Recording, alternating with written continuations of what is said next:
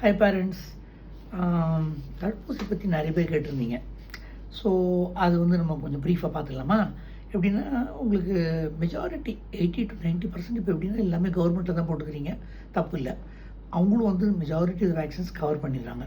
ஆனால் முக்கியமான வேக்சின் அங்கே கவர் பண்ணாதது இம்பார்ட்டண்ட் 4-5 இருக்குது. அதை நான் சொல்லிடுறேன், விச் இஸ் வெரி இம்பார்ட்டண்ட். முதல்ல வந்து டைஃபாய்டுனா என்னென்னு உங்களுக்கு தெரியும். வாட்டர் மூலமாகவும் ஃபுட்டு மூலமாகவும் பரவுறது தான் டைஃபாய்டு. வந்ததுன்னா பாசிட்டிவ்னு வந்ததுன்னா போச்சு. ஒரு வாரம் லீவு, பேரண்ட்ஸுங்களும் கூட இருந்தாகணும், டயட்டில் ப்ராப்ளமு, எல்லாத்துலேயும் problem. So typhoid is very very important. Typhoid vaccine number 1. Number 2 chicken பாக்ஸ்னால் உங்களுக்கு தெரிஞ்சிருக்கும். சின்னம்மை, முத்தம்மை, நீர்க்குழுவான், சின்னமுத்து, பல விதமாக தமிழில் பேர் இருக்குது. அது வந்ததுனால உங்களுக்கு தெரியும் அப்படின்னா ரொம்ப ஃபாஸ்ட்டாக வந்து ஸ்ப்ரெட் ஆகக்கூடியது. இப்போ அன்ஃபார்ச்சுனேட்லி இந்த தடவை வந்து கொஞ்சம் ஜாஸ்தியாக இருக்குது. இந்த சீசனில் பேப்பர்லேயே வந்துருச்சு, நீங்கள் பார்த்துருப்பீங்கன்னு நினைக்கிறேன். ஸோ சிக்கன் பாக்ஸ் வேக்சின் ரொம்ப இம்பார்ட்டண்ட். அது போட்டுக்கோங்க. அது ஷெடியூலில் வந்து நீங்கள் கேட்டு தெரிஞ்சுக்கலாம். 2 டோஸ் வரும் உங்களுக்கு. 3வது வந்து ஹெப்படைட்டிஸ் ஏ.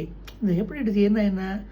வாட்டர் மூலமாக உங்களுக்கு வந்து வாட்டர் மூலமாக பரவக்கூடிய மஞ்சக்காமாலை. உங்களுக்கு வந்து ரத்தத்து மூலமாக பரவுறது தான் உங்களுக்கு பிளட் முதலியே கொடுத்துட்றாங்க அவங்களுக்கு ஹெப்படைட்டிஸ் பிங்கிறது. இது வந்து உங்களுக்கு ஹெப்படைட்டிஸ் ஏ வந்து உங்களுக்கு ஃபுட்டு மூலமாக பரவுறது தான் ஹெப்படைட்டிஸ் ஏ. ஸோ இது வந்து உங்களுக்கு கவர்மெண்ட்டில் கொடுக்கல. இதுவும் நீங்கள் போடணும், நல்லது. ஏன்னா நம்ம வெளியில் சாப்பிடாமல் இருக்க பொருள், வெளியில் சாப்பிட்றது எல்லாம் சுத்தமானு சொல்ல முடியாது. Either way we are got the double edged weapon. So it is better to have hepatitis A. அடுத்தது வந்து உங்களுக்கு இன்ஃப்ளூயன்ஸா வேக்சின். இது வந்து ரொம்ப ரொம்ப இம்பார்ட்டண்ட்டுங்க. 5 வயசு வரைக்கும் கட்டாயமாக நீங்கள் எவ்ரி இயர் போட்டாகணும். இது வந்து இந்த சீசனில், இந்த நம்ம மழை காலம், இந்த பனிக்காலத்தில் வரக்கூடிய இன்ஃப்ளூயன்ஸாங்கிறது ஒரு கோல்டு, மூக்கடைப்பு, தும்மல், இருமலோடு வரக்கூடிய ஒரு 4 to 5 days படுத்தி எடுத்துரும். ஸோ குழந்தையும் சஃபர் பண்ணணும், சாப்பிடாது, வாமிட்டிங்கு எல்லாம் இருக்கும். ஸோ இது வராமல் இருக்கிறதுக்காக இன்ஃப்ளூயன்ஸா வேக்சின் அவைலபிள். எந்தெந்த கண்ட்ரிக்கு எப்படிங்கிறதெல்லாம் தனித்தனியாக எல்லாம் பிரித்து கொடுத்துருக்காங்க. ஸோ நம்ம வந்து எவ்ரி இயர் இந்த சீசன் அப்போ போட்டுக்கணும். இது ரொம்ப இம்பார்ட்டன்ட் வேக்சின்ஸ் கவர்மெண்ட்டில் போடாத பற்றி நம்ம பார்த்தோம் இல்லைங்களா? இதில் உடனே வந்து ஒரு கேள்வி, நம்ம சில பேஷண்ட்ஸுக்கு நம்மகிட்ட கொடுக்குறாங்க, டாக்டர் காஸ்ட் வந்து ஜாஸ்தியாக இருக்கே. இந்த காஸ்ட்டு ஜாஸ்தியாக இருக்குங்கிற காரணத்தில் தாங்க கவர்மெண்ட்டில் போய் போட்டுக்கிறதுக்கு ரீசனே. அப்போ இது மாத்திரம் இப்படி அப்படின்னா, பட் இது ரொம்ப இம்பார்ட்டண்ட்டுங்க.